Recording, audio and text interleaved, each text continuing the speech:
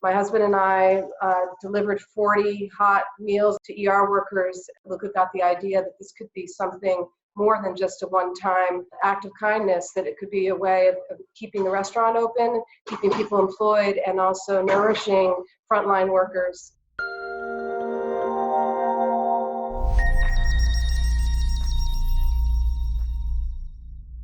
Kate, thank you for joining me today. Your husband, Luca DiPietro, runs 5 restaurants in Manhattan, and he had to close 4 out of the 5 restaurants when the global pandemic hit. Instead of serving residents, you're cooking and delivering meals to feed healthcare workers on the front lines in New York City.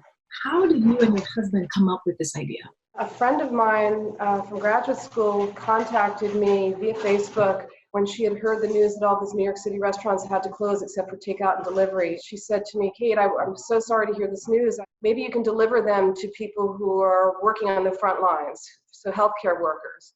2 days later, on March 19th, my husband and I delivered 40 hot meals, lasagna, panini, salads, to ER workers at NYU Langone down on First Avenue and 30th Street. Luca got the idea that this could be something more than just a one-time act of kindness, that it could be a way of keeping the restaurant open, keeping people employed, and also nourishing frontline workers across the city.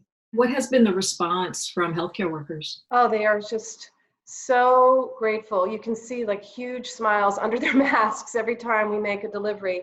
We also can see huge circles under their eyes because they've clearly been working around the clock and under incredible duress that I can only imagine, or have only seen when I've seen video of ICU units and how they're having to run from patient to patient, or very, very sick patients. So when we come roll up to the curb and they come out with their cart, they are so happy to see us. And sometimes they're even saying, did you bring lasagna again today? Because I think our lasagna is a big hit.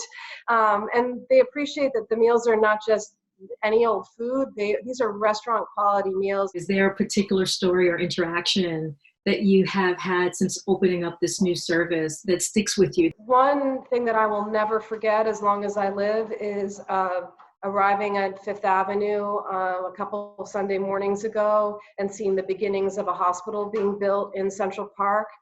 That was surreal. I mean, the idea that there was going to be a tent hospital going up in the East Meadow of Central Park is out of the realm of all of our experiences. One day, my son Ian, who's 19, and I drove down to Union Square and picked up 50 lunches to bring out to a hospital that we had not served before. So it was a Monday at lunchtime, and we drove out to Kings Highway in Brooklyn, where there's a small community hospital. And then this wonderful young group of residents and physicians and nurses came out in their full gear, and we were the first hot meal that they had gotten from a restaurant in the city through this crisis, and they were just so grateful. They were more geared up, I think, than any team I'd ever seen, so it struck me that just how much protective gear they have to wear. And in fact, they told me that it takes them about 20 minutes to take the gear off. So to have somebody deliver them a meal means they don't have to go out somewhere and find someplace, that's open. It was the first time they had gotten a really hot, full, well-balanced, nutritious meal, and they were so, so grateful. And that hospital has been, at that point anyway, had really been overrun, and they were really feeling the effects, and so we're particularly grateful to get something out on Kings Highway in Brooklyn. You're talking about an area that you just talked about has been hard hit with COVID-19, and even before COVID-19, it's an area that already has that tends to be overwhelmed with healthcare issues. I grew up in New York, so that's. So whenever a crisis hits, vulnerable communities often get hit first. What one of the physicians told me is that they're seeing, one of the reasons why there was an outbreak that was so acute in areas like outer Brooklyn and parts of Queens is because these communities have incredible density, which New York does generally, but also you have many multi-generational households living together.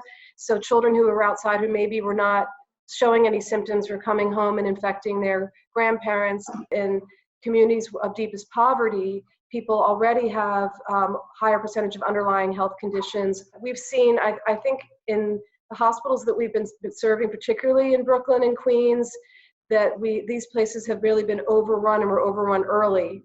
And they've done an incredibly remarkable job in spite of the odds stacked against them to care for people and have success with treating people. It's not as if everyone who's coming to them has ended up, seriously, horribly ill and dying. They've actually helped a lot of people survive this crisis. And then you have food insecurities, as you were just mentioning, which is a real thing. As people start losing jobs and getting into tough positions financially, that's going to be more and more important. I'm actually so glad you raised that.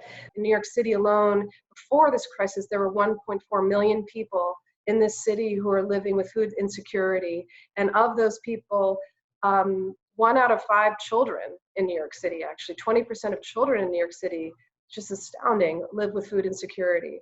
So one of the things that we're thinking about at Feed the Frontlines NYC is if this crisis continues and hopefully it diminishes the need for meals for healthcare workers as the virus starts to dissipate, what's going to happen instead, and what we're already seeing, is that more and more New Yorkers are joining the ranks of the food insecure. And so we're trying to think about whether we could expand this effort to serve food insecure New Yorkers, do the same kind of model, and continue to feed healthcare workers where it's needed, but also try to expand to help people who are most vulnerable right now and food insecure. Kate, thank you so much for this time, this moment that you spent with us. Thank you to your family.